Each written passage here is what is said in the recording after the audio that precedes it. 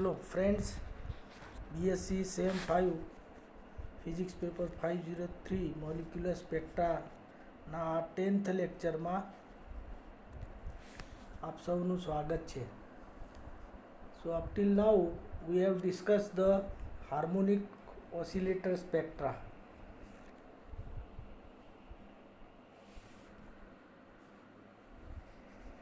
તો ગયા લેક્ચરમાં આપણે શ્રોડિંગર ઇક્વેશન સોલ્વ કર્યું હતું. એમાં આ પ્રકારે હતું.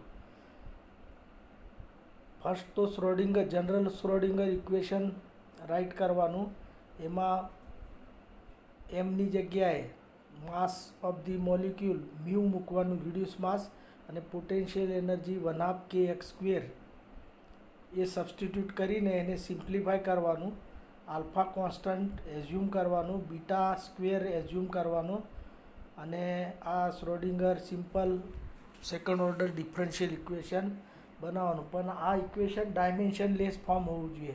તમે ચેક કરશો તો બીટાનું ટ્રાન્સફોર્મેશન કરશું તો એ ડાયમેન્શન લેસ બની જશે. આલ્ફાના ડાયમેન્શન મૂકો, બીટાના ડાયમેન્શન મૂકો, એક્સના ડાયમેન્શન સેન્ટીમીટર સ્ક્વેર અથવા મીટર સ્ક્વેર મૂકો, અને આ જે ડાબી બાજુ છે એ ડાયમેન્શન લેસ 0 એટલે ડાયમેન્શન લેસ છે, એટલે આગળ પણ ડાયમેન્શન લેસ ફોર્મ હોવું જોઈએ. ફોર ધેટ આપણે આ એક ટ્રાન્સફોર્મેશન એઝ્યુમ કર્યું, Jha is equal two under root beta x differentiate and substitute, આને ડિફરન્શિએટ કરવાનું અને ઉપરના શ્રોડિંગર ઇક્વેશનમાં સબસ્ટિટ્યુટ કરી દીધા બાદ તો આપણને જે સોલ્યુશન મળે છે એ u psi is equal to HN psi એટલે હાર્માઇટ પોલિનોમિયલ સોલ્યુશન મળે. પણ પ્રોવાઇડેડ આટલું ધારવું પડે 2V is equal to lambda -1, but lambda is equal to આ આલ્ફા અપોન બીટા છે, તેથી alpha upon beta is equal to V + 1. Now substituting value of alpha and beta in above. Alpha અને બીટાની value substitute કરીએ અને simplify કરીએ તો એક એચ કેન્સલ થઈ જશે, રાઈટ. ઉપર મ્યુનો આખી ઘાત છે, નીચે અડધી ઘાત છે, એટલે ઉપર અડધી ઘાત થઈ જશે, રાઈટ. પાય એક પાય કેન્સલ થશે, ઉપર 4 આવી જશે, 2 આ બાજુથી 2 કોમન કાઢો અને સિમ્પલી આ ઇક્વેશન આ રીતે E equal two H/2π √k/μ થાય. પરંતુ 1/2π √k/μ એ તો ક્લાસિકલ ફ્રીક્વન્સી થાય, એટલે ફ્રીક્વન્સી ઓફ ઓસિલેશન, અને એ તમને સબસ્ટિટ્યૂટ કરીએ આપણે આગળના ઇક્વેશનમાં તો E equal two E mu oscillation into V + 1/2. તો આ રોટેશનલ એનર્જી આપણને પ્રાપ્ત થશે. આ જે રોટેશનલ એનર્જી છે, વાઇબ્રેશનલ એનર્જી સ્ટેટ્સ મળશે આપણને. હવે આ વાઇબ્રેશનલ એનર્જી સ્ટેટ્સમાં આ V is equal to 0, 1, 2, 3 substitute કરીએ તો આપણને E equal to allowed vibrational energy આપણને પ્રાપ્ત થશે. H nu oscillation by 2, 3/2 H nu oscillation, 5/2 H nu oscillation and so on. So H nu oscillation by 2 એ જે ફર્સ્ટ ટર્મ છે is called the 0 point energy correspond to V equal to 0. એના અલગ future છે quantum મિકેનિક્સમાં. Energy ક્યારે પણ 0 હોય, 0નો અર્થ જ બહુ ડિફિકલ્ટ છે, રાઈટ. 0 એનર્જી ક્યારે પણ હોઈ શકે નહીં. 0નો કન્સેપ્ટ જ વાસ્તવમાં એ રિયલ લાઈફમાં સેટ થતો નથી. 0નો શું મિનિંગ કરશું આપણે? આમ તો ફિલોસોફિકલી 0 વિશે કહેવા જઈએ તો ઘણું બધું થાય. 0 એટલે એને ક્વોલિટેટિવલી કહેવા જઈએ તો કંઈ નહીં એટલે શું? પણ કંઈ નહીં તો આવે ક્યાંથી?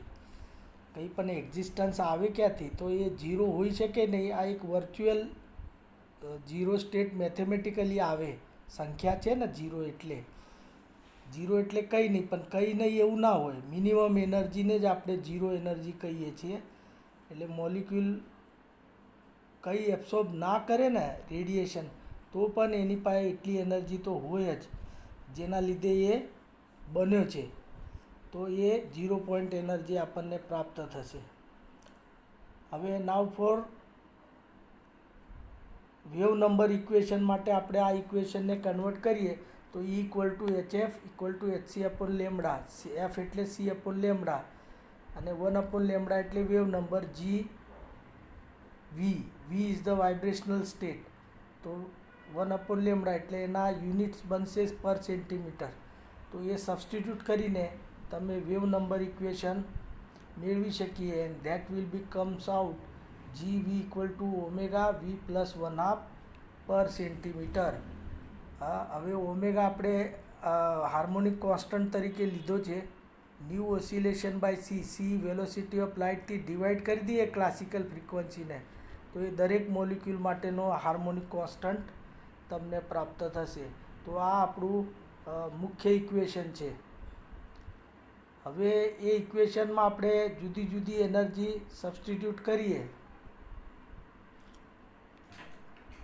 તો વીની વેલ્યુ જુદી જુદી સબસ્ટિટ્યૂટ કરીએ so 1/2 omega, 3/2 omega, 5/2 omega, 7/2 omega, આ રીતે discrete equispaced discrete vibrational levels and common separation between the successive level is omega per centimetre આપણે આ જોઈ શકીએ. આની એનર્જી લેવલ ડાયાગ્રામ ડ્રો કરીએ તો એ આ પ્રકારે તમને હાર્મોનિક ઓસિલેટર આપણે પહેલાં પણ તમને કીધું છે કે જે પોટેન્શિયલ એનર્જી છે એ પેરાબોલિક હોય. પેરાબોલિક એટલે ઓસિલેટર, સિમ્પલ ઓસિલેટર તમે લો હુક્સ નિયમ પ્રમાણે F equal to minus KX આપણે લીધેલું અને એના પરથી એને F એટલે ડિફરન્શિએટ કરો એટલે potential energy Vx is equal two -1/2 KX² આવે.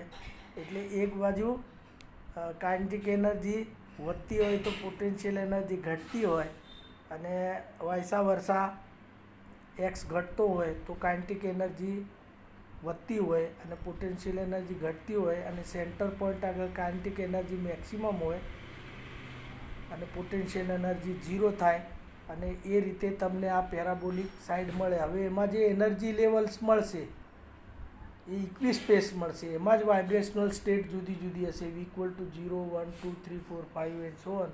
અને ઉપર સબસ્ટિટ્યૂટ કર્યા પ્રમાણે એમનું જે સ્પેસિંગ છે 1/2 ઓમેગા, 3/2 ઓમેગા, 5/2 ઓમેગા, અને એમાં જો હવે ટ્રાન્ઝેક્શન થાય વાઇબ્રેશનલ એનર્જી વચ્ચે, વાઇબ્રેશનલ સ્પેક્ટ્રા મળવા માટે કોઈ પણ લેવલ વચ્ચે ટ્રાન્ઝેક્શન થવું જોઈએ અને એ ટ્રાન્ઝેક્શન આપણે દર્શાવીએ તો ઓમેગા જેટલું સ્પેસિંગ આપણને પ્રાપ્ત થાય પર સેન્ટીમીટર વેવ નંબર સાઈડ પર. તો આને ફંડામેન્ટલ બેન્ડ કહી શકીએ. તો હાર્મોનિક ઓસિલેટર આપણે ધારવાથી આપણને આ ઓમેગા કેવી રીતે આવ્યો તો when a transaction taken place between upper level V dash લઈએ અને lower level V double dash લઈએ, સબસ્ટિટ્યૂટ કરીએ એટલે absorb wave number nu equal to GV dash minus GV double dash, એમાં વેલ્યુ સબસ્ટિટ્યૂટ કરો and now the quantum mechanics for a harmonic oscillator molecule of dipole moment m, the matrix element is found to be non-zero only when delta V is equal to plus minus 1. એટલે કે selection rule જે છે એ selection rule કોઈ પણ બે successive transaction માટે delta V equal to plus or minus 1 આપણે લઈ શકીએ. તેથી આ આપણને ફોર્સ કરે છે V dash minus V double dash equal plus minus 1, therefore V dash equal to V double dash plus minus 1, that is the successive transaction is possible. તો આ ટ્રાન્ઝેક્શનમાં આપણે વેલ્યુ સબસ્ટિટ્યૂટ કરી દઈએ ઉપરના ઇક્વેશનમાં તો V equal to G into V double dash plus 3/2 minus G V double dash plus 1 simplify કરો તો you will have emitted absorb wave number nu is equal to omega per centimeter. Thus the vibrational spectrum is expected to consist of a single band at omega per centimeter. આપણી theory હતી અને આપણે theory પ્રમાણે આ સિદ્ધ કર્યું, right. હવે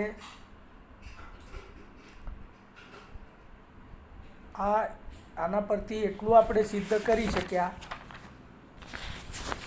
કે આ જે ફંડામેન્ટલ બેન્ડ છે, thus this intense fundamental band leads to the conclusion that it is a vibrational spectrum, the nuclei carrying out harmonic vibration along internuclear axis, but these assumptions cannot explain about weak bands accompanied with fundamental band. પણ આમાં આપણે આજે સિદ્ધ કર્યું actually harmonic સ્પેક્ટ્રા કયા પ્રકારનું સ્પેક્ટ્રા છે. Actually વાઇબ્રેશનલ સ્પેક્ટ્રા જે છે એ સાયલન્ટ ફ્યુચરમાં આપણે એવું કીધેલું, the spectra consist of a intense fundamental band accompanied with weak overtones, weak bands, overtones એને કહીએ, at lesser and lesser distance 2 omega 3 omega and so on. તો એના વિશે આ થિયરીમાં કશું કહેવામાં આવતું નથી. તો એકચ્યુઅલી આ એકચ્યુઅલ સ્પેક્ટ્રા સાથે ડિસએગ્રીમેન્ટ થાય, ટોટલી સમજાઈ શકતો નથી આ સ્પેક્ટ્રા, પણ ફંડામેન્ટલ બેન્ડ જે છે એની સમજૂતી આને આપી. So a comparison of a laboratory IR spectra with this harmonic oscillator molecule spectrum shows an important disagreement. The actual IR spectra found to consist of a intense band at omega plus a number of weak bands overtones at slightly lesser and lesser than 2 omega 3 omega distance. This overtone suggests that the selection rule delta V is equal to plus minus 1 for transaction is not strictly obeyed. આ બતાવે છે આપણને કે આપણે જે selection rule delta is equal to plus delta v equal to plus minus 1 લીધેલો એ strictly obey થતો નથી. But the transaction for delta v equal greater than 1 is also possible. That means dipole moment of molecule is not strictly linear. That is, molecule is not strictly harmonic, but there is an harmonicity in the vibration, and this is expressed as the electrical harmonicity of the molecule.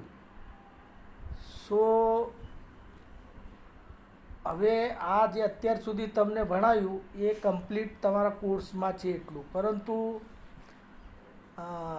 આટલાથી પૂરતું થાય નહીં, આ chapter પૂરું થાય નહીં. અને આમાં જે નેટ સ્લેટમાં વગેરે જગ્યાએ ઘણા ક્વેશ્ચન પૂછાય નેટની એક્ઝામમાં, અથવા તમે કોઈક ફિઝિક્સના હાયર લેવલની એક્ઝામ ક્યાંક આપો તો એને કમ્પ્લીટલી વ્યવસ્થિત સમજવું પડે. તો અહીંયા મેં આ સ્લાઇડ તમે જુઓ તો જે હાર્મોનિક ઓસિલેટર છે એ સમજાયું છે, એટલે પોટેન્શિયલ એનર્જી તમને દર્શાવેલી છે. RE એટલે ઇક્વિલિબ્રિયમ ડિસ્ટન્સ બતાવેલું છે, રાઈટ. પછી ત્યાંથી બંને બાજુ R એટલે ડિસ્પ્લેસમેન્ટ આપણે X લીધો હતો, એ ચેન્જ થતો જાય. તો એક બાજુ કોમ્પ્રેશન થાય સ્પ્રિંગ અને એક બાજુ એક્સપાન્શન થાય સ્પ્રિંગ. તો આ રીતે તમને એનર્જીમાં પણ ચેન્જ મળે.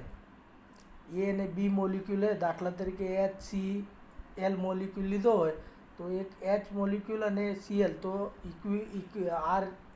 ઇક્વિલિબ્રિયમ જે છે એ વચ્ચે હોય અને બંને એના એલોંગ ધ ઇન્ટરન્યુક્લિયર એક્સિસ આ વાઇબ્રેશન થાય.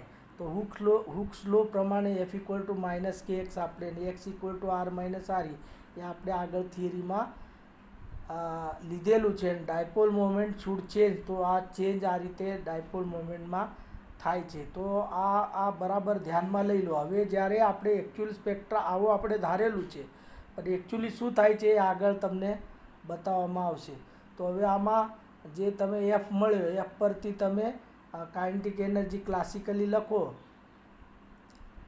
હુક્સ લો પ્રમાણે.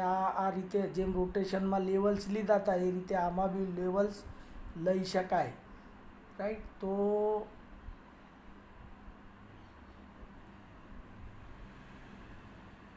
E ઇક્વલ ટુ 1/kx² એટલે કાઇનેટિક એનર્જી લીધેલી છે. So kinetic energy equal to 1/kx² ની જગ્યાએ R માઇનસ RE² મૂકો, રાઈટ.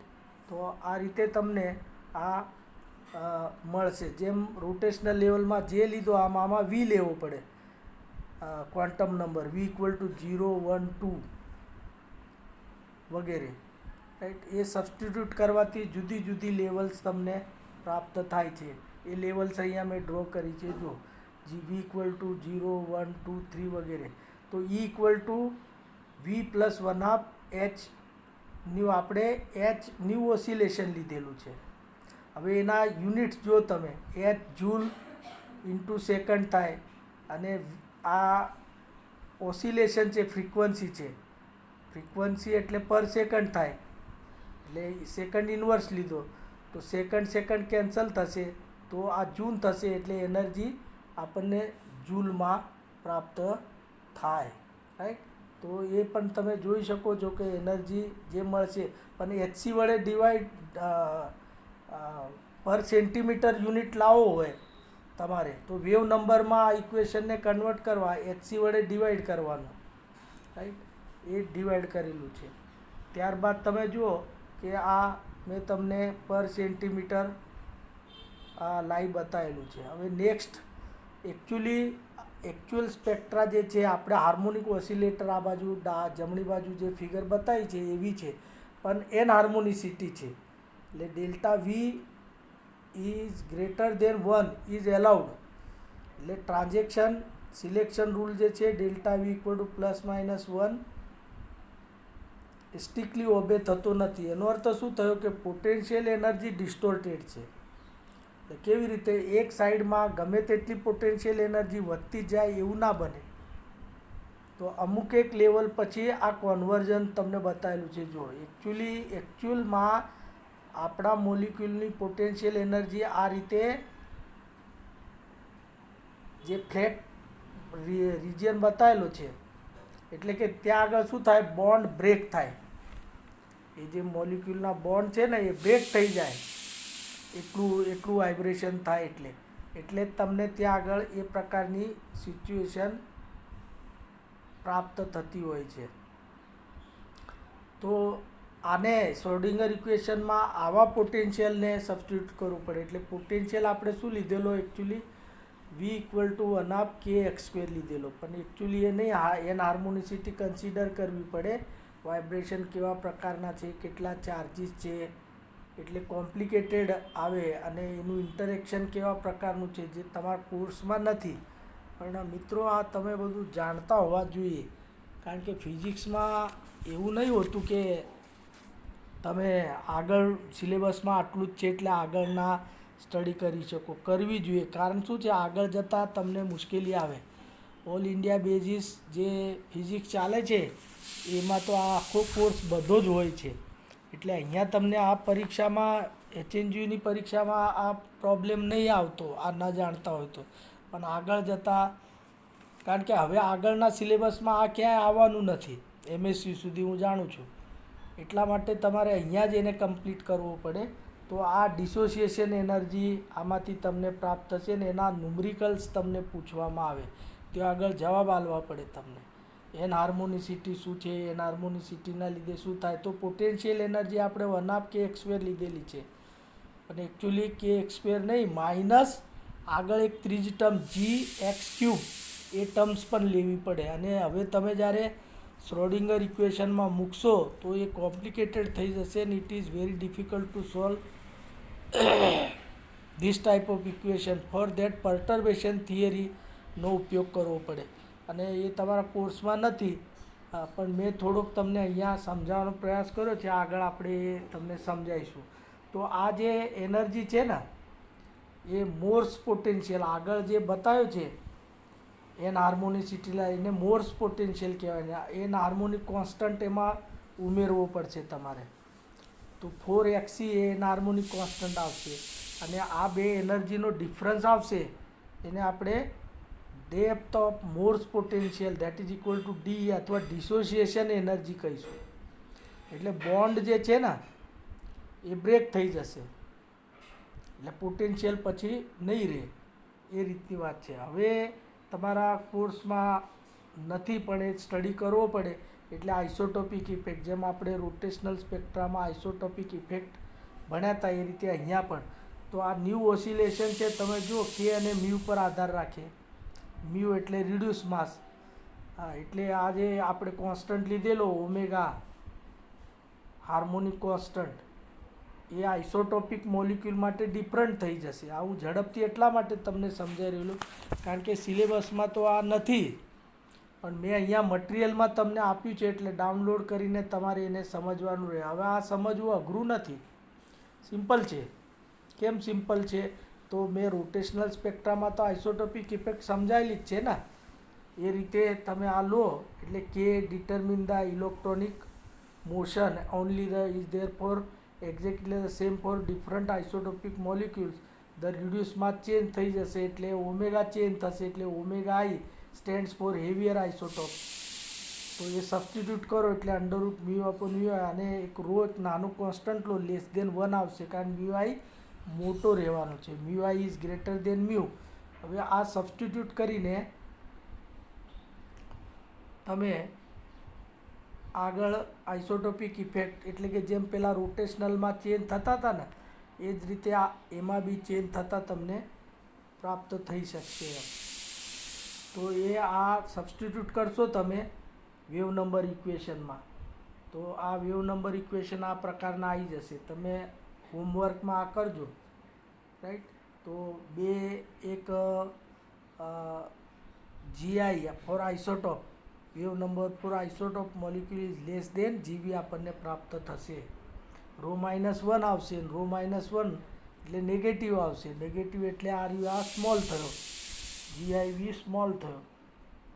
એટલે એનો અર્થ શું થયો કે આઇસોટોપિક ઇફેક્ટના લીધે જે એનર્જી લેવલ છે એ ઘટશે અને આ જે ઓમેગા ઈ એક્સી છે ને એને એન હાર્મોનિક કોન્સ્ટન્ટ કહેવાય. ઓમેગા ઈને આપણે હાર્મોનિક કોન્સ્ટન્ટ કહીશું, આ યાદ રાખજો. અને એ રીતે સબસ્ટિટ્યૂટ કરીએ અને સિમ્પ્લિફાય કરીએ તો તમને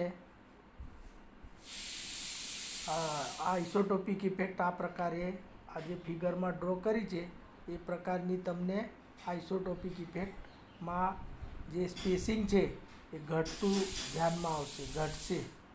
અને એમાં પણ ડેલ્ટા વી ગ્રેટર દેન 1 લેશો ને તો એ 2 ઓમેગા 3 ઓમેગા આપણે સિદ્ધ કરી શકશું. તો આ રીતની આ વાત છે. હવે અત્યાર સુધી જે કંઈ બી સ્ટડી કર્યું આપણે, પણ એકચ્યુઅલી શું છે આપણો મોલિક્યુલ જે છે ને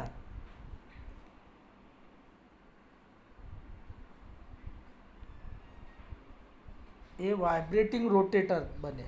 એટલે સેપરેટ તો આપણે પહેલાં રોટેશન જોયું, પછી વાઇબ્રેશન જોયું, પણ એકચ્યુઅલમાં તો molecule is rotating as well as vibrating as well as rotating. એટલે મેં આગળ એક લેક્ચરમાં તમને ઇલેક્ટ્રોનિક એનર્જી એ સૌથી હાઈએસ્ટ હોય એ બતાવ્યું હતું. ત્યારબાદ ઇન્ફ્રારેડ સ્પેક્ટ્રા આવે એટલે લોઅર એનર્જી. એમાં પણ જે વાઇબ્રેશનલ છે એ નિયર ઇન્ફ્રારેડ છે એટલે, અને પેલો રોટેશનલ છે ફાર ઇન્ફ્રારેડ. એટલે રોટેશનલ એનર્જી લેવલ જે છે એ ઓછી એનર્જીવાળી છે. એટલે એક જ સેમ ઇલેક્ટ્રોનિક સ્ટેટમાં વાઇબ્રેશનલ સ્ટેટ મળે અને એ વાઇબ્રેશનલ સ્ટેટમાં રોટેશનલ એનર્જી લેવલ્સ પણ ડિફરન્ટ મળે. હવે આ બધું એકસાથે ઇન્ટરેક્ટિંગ છે. એટલે સેપરેટ વેવ નંબર કોઈ પણ મોલિક્યુલ માટે તમે HCl લો કે કોઈ પણ ડાયટોમિક મોલિક્યુલ લો અથવા કોઈ પણ પોલીએટોમિક મોલિક્યુલ લો, પરંતુ એનો જે વેવ નંબર છે એ ઇન્ટરેક્ટિંગ છે, કપલિંગ આવે એમાં. એટલે GV પ્લસ FJ આ રીતે લેવું પડે. અને એમાંય જે નોન રિજિડ છે એવો FJ લેવો પડે.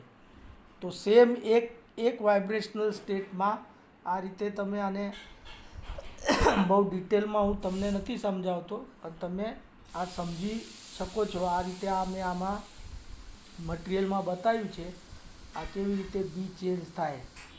બી ચેન્જ થાય એટલે આ રોટેશનલ કોન્સ્ટન્ટ એક સેમ એનર્જી લેવલમાં સેમ વાઇબ્રેશનલ સ્ટેટમાં રોટેશનલ એનર્જી આ આપણે જે સિલેક્શન રૂલ લીધા હતા delta v equal to +-1 anharmonic constant માટે અને ડેલ્ટા જે ઇક્વલ ટુ +-1 લઈએ તો તમને આ જુદા જુદા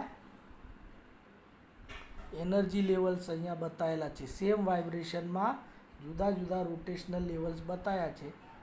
અને એ રીતે મૂકીને તમે આ જે ફાઇનલ ઇક્વેશન આવશે એ ફાઇનલ ઇક્વેશનમાં તમે આ જેની વેલ્યુ સબસ્ટિટ્યૂટ કરશો જુદી જુદી, રાઈટ, તો તમને જે આર બ્રાન્ચ અને પી બ્રાન્ચ એમ બે બ્રાન્ચ મળશે. એટલે એકચ્યુઅલી જે IR સ્પેક્ટ્રા છે એ પી બ્રાન્ચ અને આર બ્રાન્ચથી, જેમાં વાઇબ્રેશનલ સ્ટેટ પણ હશે અને રોટેશનલ સ્ટેટ પણ હશે. એટલે એને rigid rotator vibrating rigid rotator કહેવાય. તો આ રીતે આ તમને બતાવી છે. જો એક બાજુ આર બ્રાન્ચ ડાબી બાજુ અને જમણી બાજુ પી બ્રાન્ચ બતાવી છે. પી અને આર આમ બે બ્રાન્ચમાં તમને આ સ્પેક્ટ્રા એકચ્યુઅલી આ રીતનો મળે. તો પી બ્રાન્ચ કેવી રીતે, એના વેવ નંબર કેટલા હોય, આર બ્રાન્ચના આગળની સ્લાઇડમાં બતાવેલા હતા. તો ક્રમશઃ તમે આને આ રીતે સ્ટડી કરવો પડે તો આ સ્પેક્ટ્રા થાય. હવે જ્યારે ઇલેક્ટ્રોનિક સ્પેક્ટ્રા આપણે નેક્સ્ટ લઈશું નેક્સ્ટ લેક્ચરમાં, ત્યારે એ ઇલેક્ટ્રોનિક સ્પેક્ટ્રામાં કેવી રીતે આ બંને આવે છે અને એમાંથી ઇલેક્ટ્રોનિક સ્પેક્ટ્રા જુદો પાડવાનો, તો એ સ્ટડી થાય. અને એકચ્યુઅલી સ્પેક્ટ્રામાં તો શું થાય, મોલિક્યુલર સ્પેક્ટ્રામાં ઇલેક્ટ્રોનિક સ્પેક્ટ્રા, રોટેશનલ સ્પેક્ટ્રા અને વાઇબ્રેશનલ સ્પેક્ટ્રા બધો ભેગો સ્પેક્ટ્રમ આવે અને એમાંથી આપણે એ ઓળખવાની હોય લાઇન્સ બધી. તો મેં કીધું એમ ઇલેક્ટ્રોનિક સ્ટેટ્સમાં વાઇબ્રેશનલ સ્ટેટ અને વાઇબ્રેશનલ સ્ટેટમાં જુદી જુદી રોટેશનલ સ્ટેટ.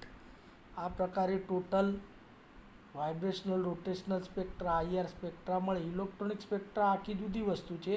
એનો ઉપયોગ એટલો બધો મોલિક્યુલ સ્ટ્રક્ચર ડિસાઇડ કરવામાં નહીં થતો, પરંતુ આ જે આઈઆર સ્પેક્ટ્રા છે એ મોલિક્યુલર સ્ટ્રક્ચર, શેપ, એના બોન્ડ લેન્થ વગેરે કેલ્ક્યુલેશનમાં કામ આવી શકે. કેમિસ્ટ્રીવાળા જે લોકો છે એ આનો બહુ ઉપયોગ કરતા હોય છે કેલ્ક્યુલેશન કરીને.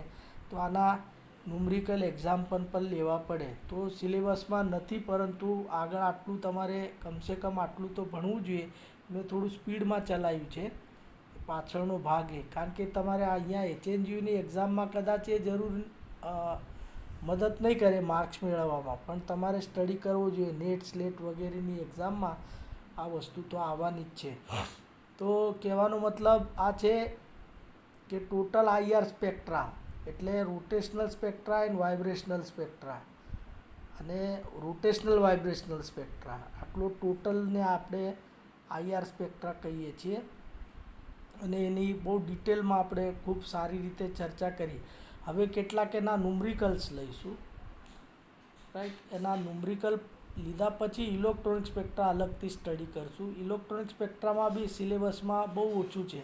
Silent feature of the electronic spectra અને ત્યારબાદ ફોર્મેશન ઓફ ઇલેક્ટ્રોનિક સ્પેક્ટ્રા. તો એ પણ થોડુંક વધારે તમને હું સમજાવીશ.